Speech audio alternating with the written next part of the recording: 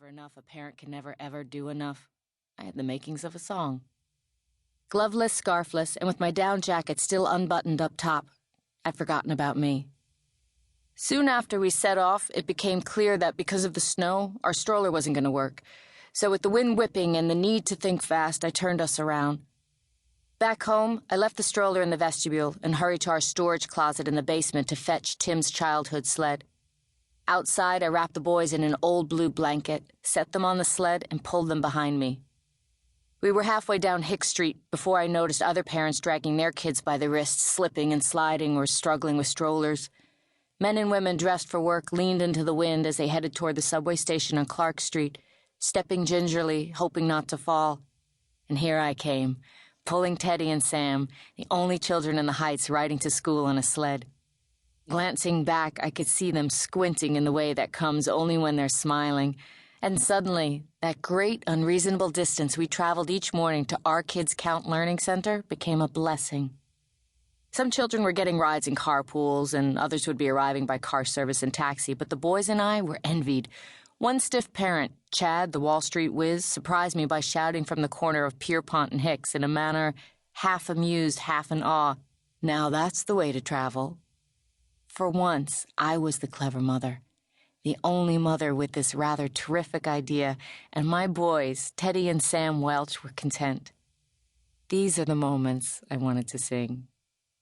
These are the moments. "Canceled!" Maria, always perky Spence, called out from her Range Rover on the corner of Pineapple Street. "But why?" "Boiler, broken, call me, playdate sometime." She had to go. Her cell phone was ringing, and she drove on. Teddy didn't understand why we were turning around. "The school has no heat, sweetie," I said. "You'll freeze, and we wouldn't want that." "But I want to go." With my promise of hot chocolate, Teddy calmed down. As I pulled the sled up Henry Street to Montague, Sam said, "Daddy, work," and pointed toward the neo-Gothic ex-German Lutheran church that housed most of Montague Academy. On nice days, I often took the boys to the courtyard garden where they climbed on the lower school's playground equipment.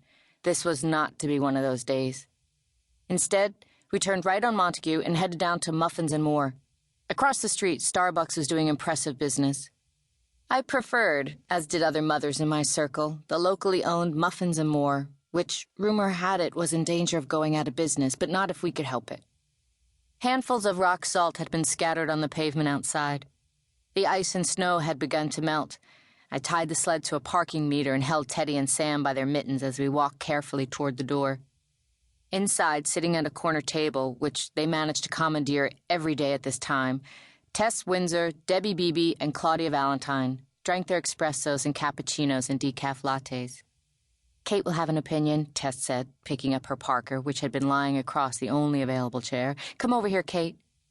Tess usually packed a child's activity ideal for bad weather, so it was no surprise to see her daughter, Maddie, who also went to our Kids Count, doing an origami project at a nearby table. Without prompting, Maddie offered to teach Teddy, who wanted to learn, and Sam, who just seemed happy to watch. Debbie volunteered to go to the counter and get whatever the boys wanted. I gladly fished out a crumpled $5 bill and handed it to her, plopped down in the open chair. Debbie was expecting her first in September. She had often helped us with our children. "Practice," she claimed, although on this particular morning, I thought it may have been to escape the conversation I was about to join. Claudia said, "We were hoping you'd come by. We want your thoughts." Claudia has the throaty, smoky voice of a sultry movie star. "Tess and I don't agree. Debbie won't take sides." "Because what do I know?" Debbie called from the counter before turning to order. While Tess considered how best to phrase the question, Claudia blurted out, not whispering because she never whispers, "What is it with little boys and their assholes?" Tess winced. Debbie pretended not to have heard.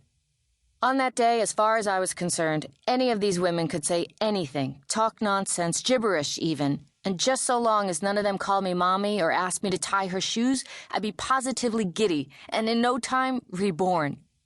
Claudia continued, "Both my boys love to drop their pants, bend over, spread their butt cheeks, and say, 'Look, Mom, I mean, what is that all about?'"